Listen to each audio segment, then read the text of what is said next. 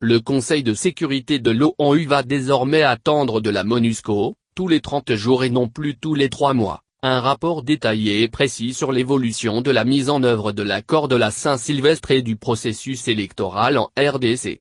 C'est l'une des particularités du nouveau mandat de la mission onusienne, relevée par sa porte-parole, Florence Marshall, ce jeudi au cours de la conférence de presse des Nations Unies à Kinshasa.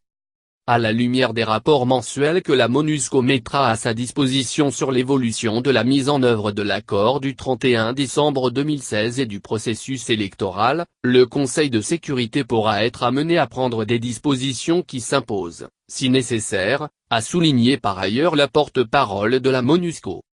La résolution décrit de façon beaucoup plus précise les tâches qui sont assignées à la MONUSCO.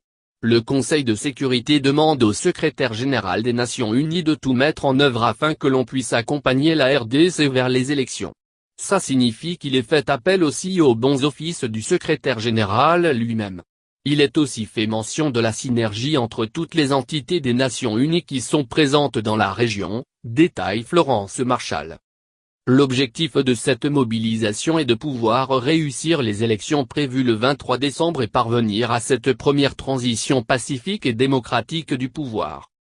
Le Conseil de sécurité a décidé de proroger jusqu'au 31 mars 2019 le mandat de la mission de la MONUSCO en lui fixant comme priorité stratégique d'assurer la protection des civils et d'appuyer la mise en œuvre de l'accord du 31 décembre 2016 et le processus électoral.